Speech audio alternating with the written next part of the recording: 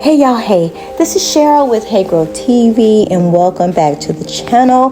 This is where we focus on lifestyle, fashion, and fragrance. And you guys, I have just decided that I've just gotten a little sick and tired of being sick and tired, and I really wanted to reinvent myself or just change some things about my current situation, and make a feel-good space out of the space that I occupy at this time. So I came up with 6 things that I feel will help me, or maybe even help you on your journey to reinventing yourself.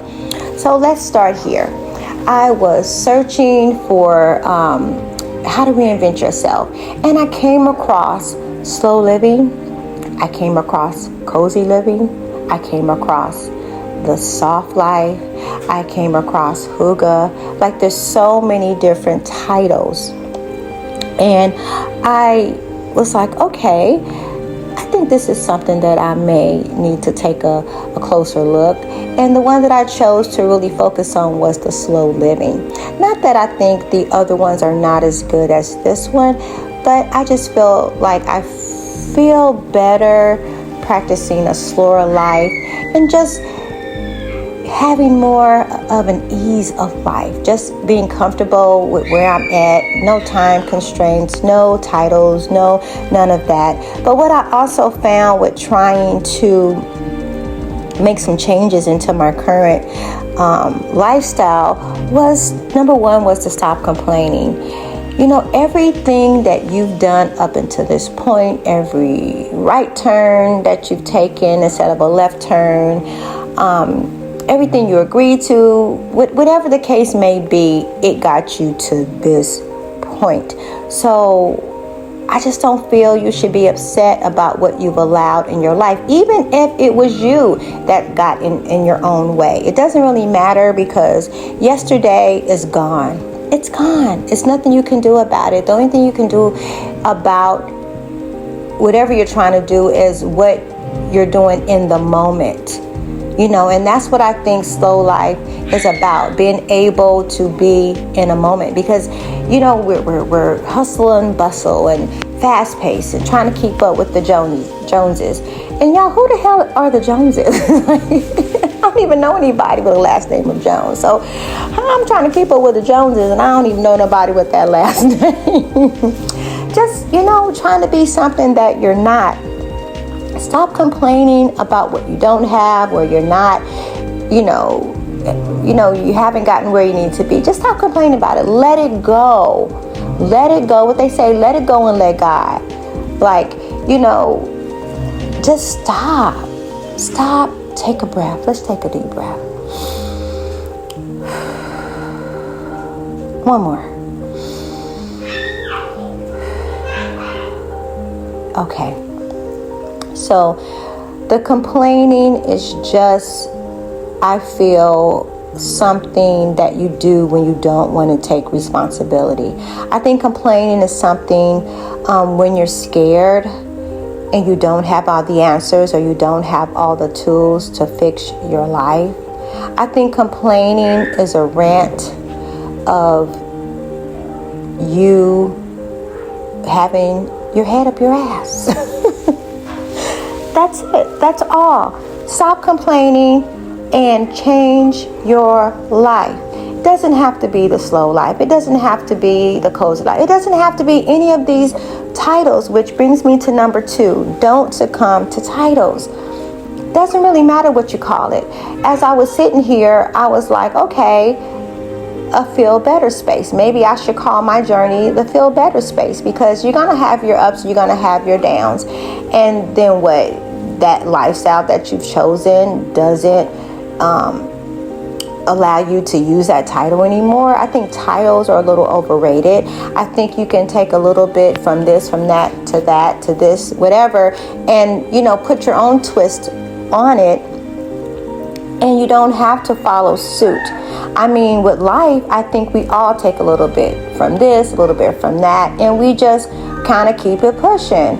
But you can make your own rules. You can make your own title. I think I would feel more comfortable making my own title or making something up that I go by than trying to follow suit and go under something that I didn't think of or that I didn't create.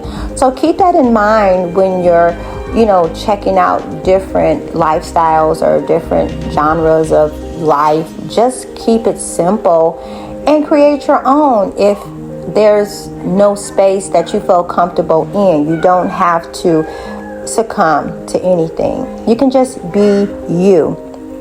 Number 3, don't judge.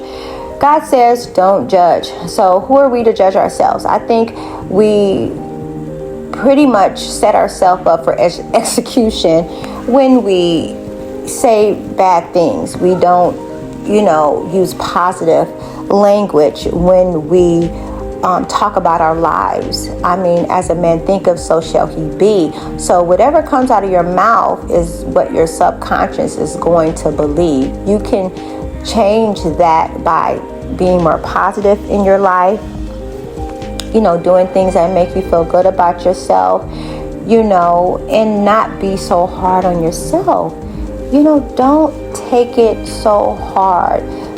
It's just a simple decision to change. I think we're all just one decision away from changing our lives. And the internet has so much information out there. If you take the time to research and find ways or tools to manage your life, I think you will have a better chance of being victorious at the end of your journey. Okay, so now it brings me to number 4, design your time. I think a lot of our problem, I think a lot of the problems that people have is that they just don't know how to manage their time. Time is the one thing that you cannot get back at all. And if you waste it, you just wasted the most precious thing that you can never get back. So decide not to waste your time. If you design your time or you learn better time management skills, I think that would help out a lot. And then sometimes, you think that, you can't achieve certain things, but we don't give ourselves enough time. So you can't wake up at 1 o'clock in the afternoon and think you're going to make a positive change. And then you have to go to work, and then you got to go to work, or whatever the case may be. Get up earlier so that you'll have more time to enjoy making new decisions or new discoveries so that you can head towards your goal of becoming the person who you want to be. So if that means you having a planner, having a journal, something to write down your ideas, your vision board, something to visualize, to look at, because you need to have a vision of where you're going, period. I feel that's very important. I also think it's very important to have a relationship with God. I think it's also very important to realize that you're not in control, even though you're planning, because God can just throw something in there, maybe the devil, who knows. And you have to have a backup plan. If this happens, what I'm gonna do. If this happens, what am I gonna do? Be prepared. If you fail to plan, you plan to fail. That's how I look at it. And then, y'all, just enjoy your life.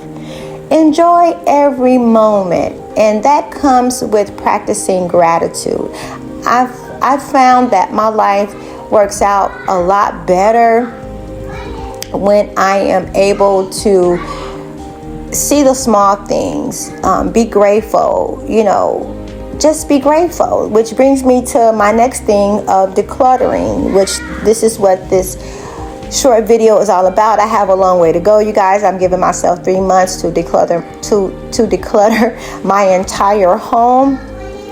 It may take a little bit longer, I don't know, but that's the time frame that I'm giving myself, to get down in every little nook and crevice and find a home for everything that I own. And I bring this up now because I'm seeing that, you know, decluttering for me means just being able to appreciate the things that you have. Like if you have too many things, it brings on some type of feeling of overwhelm. For me, I got too much stuff in this house. Like I really do. I'm trying to hold on to this thinking I'm gonna need it later. I just feel like if I haven't used it in the last 3 months, I don't need it. I want the things that bring me joy around me. I want the things that I actually use. I want those things to be around me. And if I bring in 3, I need to be taking out 3 so that the house will not be overran by things that probably don't have any importance to me. I think whatever you own, it should bring you joy. It should make you feel good in your feel good space. And and I also feel that keeping a clean home is just respecting yourself. I think if your place, your home, you know, your crib, whatever the case may be, is just totally out of whack, you're just simply not respecting yourself. I know that sounds a little harsh. I mean, even I'm hearing it and I'm like, okay, so I'm not respecting myself. I don't want to not respect myself. How are others supposed to respect you when you don't respect yourself? When people come into your space and it doesn't smell good and it's dirty and it's unorganized, it speaks about your character and about the things you believe in. I once heard, I don't know if it was Jack Canfield, I believe it was. He said that it was, he knew of a man that when he was ready to promote people, he would just out of the blue ask to ride in their car. Because the way you do everything is the way you do all things. So that's how he would promote people, by seeing what they do when no one's looking, or things happen unexpectedly, catching you off guard. That's the real you. Like we put up this front and this facade on the workplace. We look a certain way. We want people to believe. Like if they have no reason to think you're lying, they're going to believe what you say. But does your home reflect it? Does your car reflect it? You know, little things like that. That speaks of your whole character. Because the way you do all things is the way you do everything. So he would basically pop up at people's homes unexpectedly, and you know how you're like, oh my God, excuse the mess. That speaks of you. So are you ready for a promotion? Can someone just come to your house right this moment and give you a promotion based on your space and based on how you keep your home? And for a lot of us, the answer is no. So do something about that. Be promotion ready. Be ready to promote yourself in your own life. That's it. I think I can drop the mic on that one. But last but not least, just enjoy your life. Just enjoy your life. That's all it is to it. So let's go ahead and finish watching the declutter video. Like I said, there's more to come. I hope this helps. And I really hope that you find the answers so that you can have a feel-good space of your own.